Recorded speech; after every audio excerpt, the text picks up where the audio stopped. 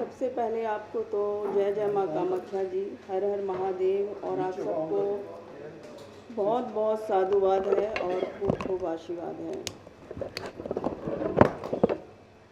हमारा उद्देश्य मेन इस चतुष्पथ यात्रा का ये उद्देश्य है कि कामाख्या धाम को लेकर आपने भी सुना होगा कि बहुत ही रूमर है, अफवाहें बहुत फैल रखी हैं। शायद आपको पता है या नहीं है, शायद कुछ लोगों को पता होगा, कुछ लोगों को नहीं पता होगा। तो मेन उद्देश्य मेरा यही है कि कामाख्या पीठ को लेके, धाम को लेके जो अफवाहें हैं वो दूर कर पाऊँ, तो इसलिए ये यात्रा आरंभ की है। मेन उद्देश्य हमारा यही है।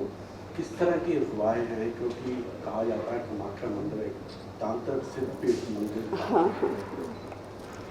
हाँ, ये बिल्कुल सही बात है कि वो तांत्रिक ही सिद्ध पीठ है, लेकिन जो अफवाहें हैं वो गलत हैं।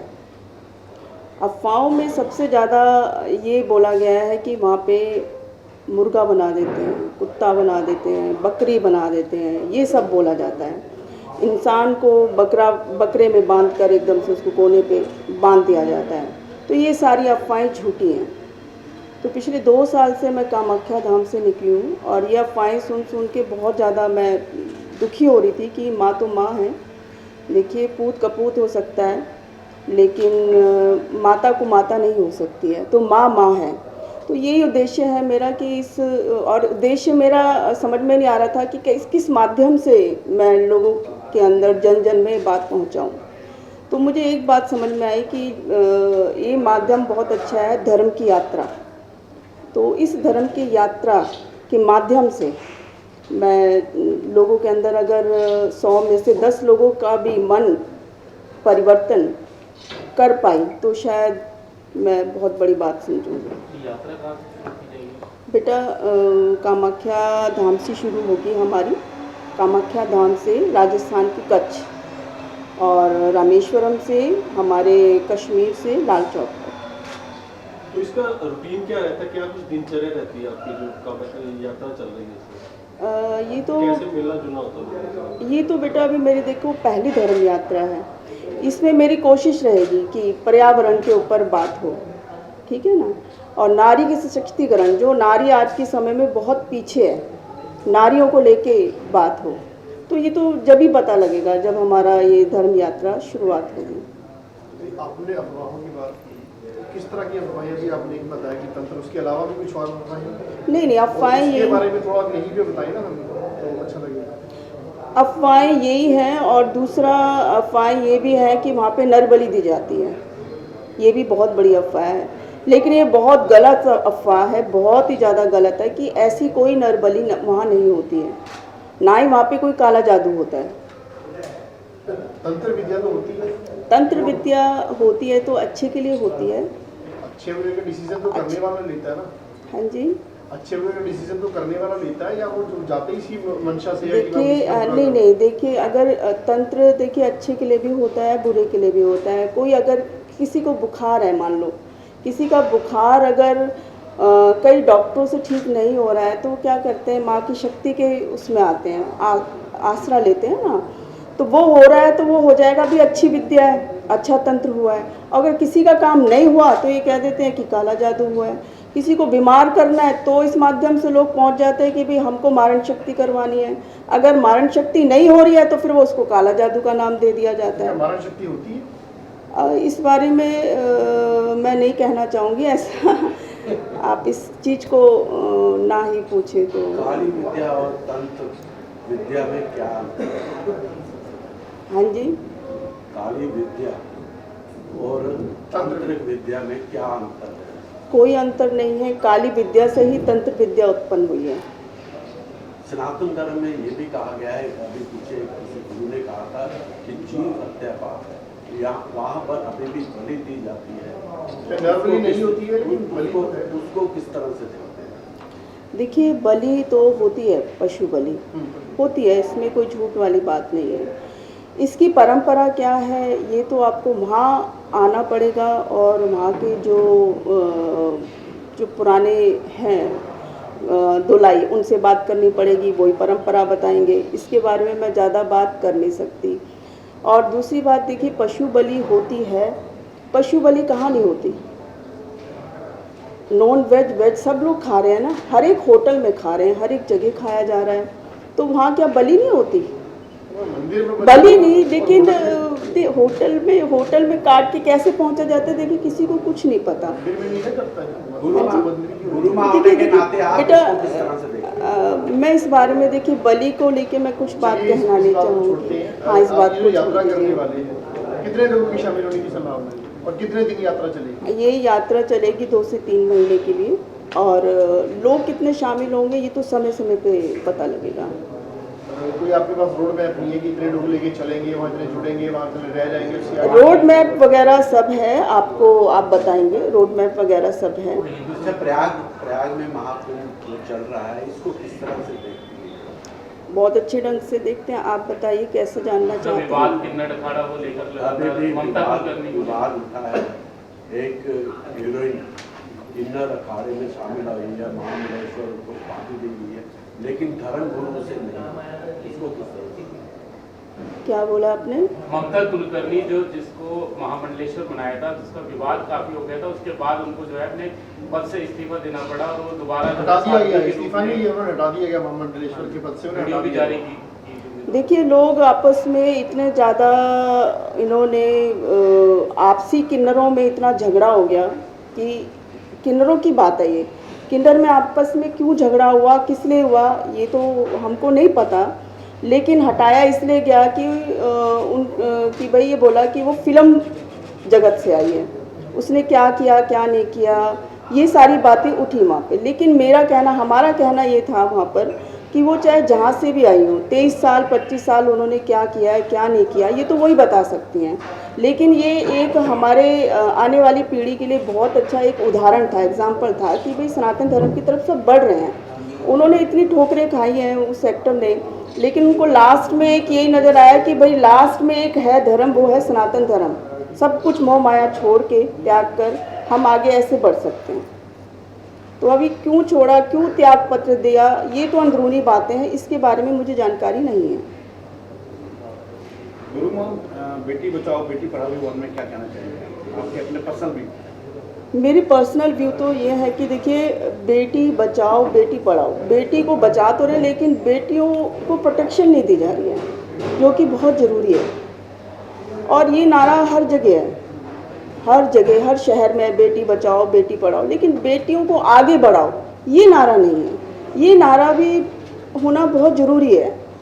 तो मेरा एक ये जो यात्रा रहेगी उसमें एक मैं किसी न किसी माध्यम से इस चीज़ को भी मैं आगे बढ़ावा देना चाहूँगी कि बेटियों को, ठीक है बेटियों को बोलते हैं कि बेटियों को पैदा करो, बेटियों के अकाउंट में इतना पैसा डाला जाएगा, बेटियों को आगे बढ़ाया जाएगा, बेटियों के साथ ही होगा, लेकिन बेटियों को प्रोटेक्शन दी नहीं जा रही है। आज आपने आप ज़्यादा समझदार हैं, आपको पता होगा छोटी छोटी बेटियों के साथ क्या क्या हो रहा है, लेकिन उसका कोई प्रोटेक्शन नहीं है, कोई कुछ नहीं सरकार कर रही है।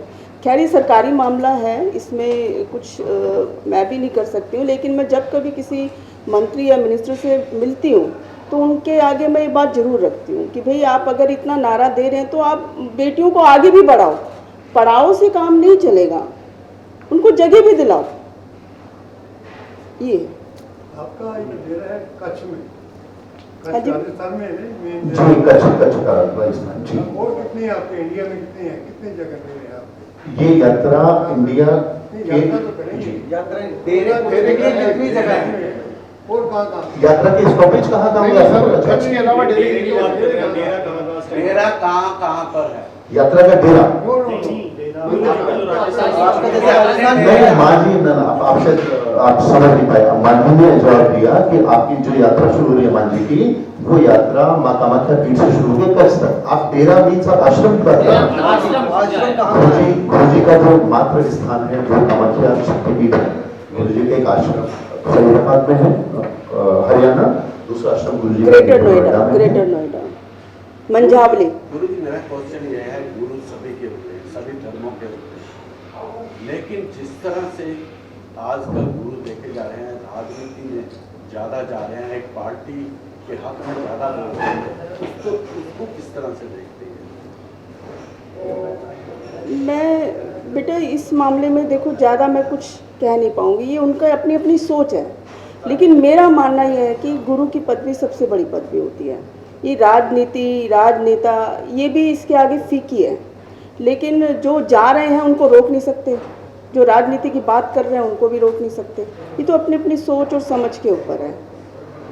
मेरा सिर्फ मूल मंत्र है धर्म यात्रा से कनेक्ट होना, आप लोगों के माध्यम से, तो सभी लोग जुड़ें।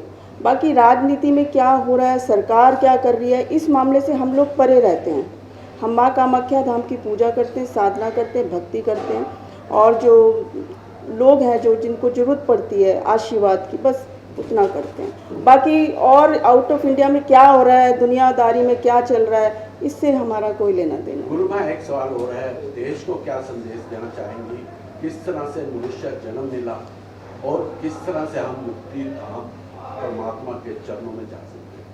देश को तो मैं आप लोगों के माध्यम से ये संदेश देना चाहती हूँ, सबसे पहले बेटियों का, औरतों का, महिलाओं का सम्मान होना चाहिए। देवी शक्ति, नारी शक्ति का सम्मान होना चाहिए। शक्ति शक्ति कहने से शक्ति नहीं होती है जब तक आप लोग सम्मान नहीं देंगे। सम्मान कहाँ से देना शुरू करेंगे? अपने घर से, अपनी गृह लक्ष्मी से, अपनी बेटियों से, बहन बेटियों से। अगर आपने अपनी बहन बेटियों और गृह लक्ष्मी है, अगर आपने उनका सम्मान किया तो बाहर अपने आप महिलाओं के आगे सर झुक जाएगा, क्योंकि वो देवी स्वरूप हैं। तो ये संदेशा देना चाहूँगी, और ये देना चाहूँगी कि आजकल के जो बच्चे हैं उनकी तरफ ज़्यादा ध्यान दें, क्योंकि वो नशे की तरफ ज़्यादा जा रहे हैं। अभी थोड़े दिन पहले, नहीं कल की बात है, थोड़े दिन पहले भी मेरे पास आया कि कोई मंत्री जी हैं यहाँ पे, उन्होंने नशे को लेकर एक यात्रा निकाली थी कि भाई नशा ये बंद होना चाहिए, ऐसा कुछ। मुझे उन मंत्री का नाम नहीं पता है, कल भी ये बात चल रही थी ये तो। लेकिन जहाँ 50-60 देखिए ठेके खुले थे, मेरे ख्याल से अब वो 100 हो गए हैं। लेकिन 50-60 ठेके के माइनस नहीं हुए, प्लस होने चाहिए। ये कल कोई व्यक्ति आया था, उन्होंने बातें बोली है, तो ये बात मैंने उनको बोली कि बात भाई आप अपने जो लीडर हैं, जो बड़े, आप उन तक पहुंचाओ कि बड़े क्यों, मात्राएं बड़ी क्यों, माइनस होनी चाहिए, तभी इस यात्रा का प्रभाव पड़ेगा ना सब पर। तो नशे की लत में भी बहुत है, अपने बच्चों की तरफ ध्यान दें, खासकर महिलाएं, तो बढ़िया रहेगा। जिस तरह से बाहर के लोग भारत की पद्धति को अपना रहे हैं, लेकिन भारत के लोग वेस्टर्न कल्चर को अपना रहे हैं, उस पर क्या कहना चाहिए? ये भी गलत है कि बाहर के देश के लोग हमारे संस्कृति संस्कार को कितने अच्छे ढंग से अपनाते हैं, पहनावे से, और हमारे जो शास्त्र पढ़ते हैं उसके द्वारा। लेकिन जो हमारी जो संस्कृति मूल है उससे लोग भटक रहे हैं, ये जबकि बहुत गलत है। लोग इसकी तरफ ध्यान नहीं दे रहे हैं। हमारे मतलब देश के लोगों को ना, भारत के लोगों को इन सब चीज़ों को बचा के रखना चाहिए, हमारी परंपराओं को, संस्कृति को। तभी तो बाहर के लोग संभाल के रखेंगे, इन सब चीज़ों का आदर भी करेंगे। लेकिन वो कर भी रहे हैं और कई नहीं भी कर रहे हैं। धर्म प्रचार के अलावा और क्या क्या कार्य करते हैं आप?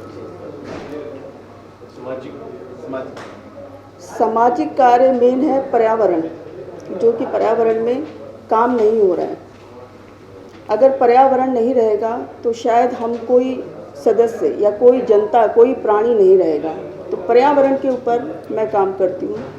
और दूसरा ये कि बच्चों को मैनर्स सिखाना, एक होता है गुरुकुल के जरिए, एक होता है मैनर्स सिखाना, एक मैं उसके जरिए ये काम करती हूँ,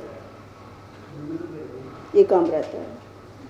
गुरु में पहले देखा जाता था गुरुकुल में बच्चे पढ़ते थे, भारत की संस्कृति उनको समझाई जाती थी। लेकिन आजकल जिस तरह से स्कूल खुल रहे हैं, नई नई विधि उनको बताई जाती है, लेकिन पुरानी संस्कृति उन्हें कभी बताई नहीं जाती, समझाई। ये तो जितना लोगों के पास पैसा आता जा रहा है, वैसे कह रहे हैं पैसा नहीं है, और जितना पैसा आता जा रहा है वो उतने अच्छे स्कूलों में अपने बच्चों को डाल रहे हैं। वो ये नहीं देख रहे हैं कि हमारे बच्चे स्कूलों में नहीं जा रहे शिक्षा ले रहे, एक 5 स्टार 7 स्टार जो होटल्स होते हैं उसमें जा रहे हैं। तो बच्चे अपनी पद्धति संस्कार कहाँ से सीखेंगे? तो ये सारी चीज़ों में बदलाव तो आना चाहिए। और ये बदलाव लाएगा कौन? आपकी जो सरकार है वो लाएगी, या फिर जो ये आपके सेलिब्रिटी लोग हैं, अगर वो ला सकते हैं तो अपने आप बदलाव आना शुरू हो जाएगा।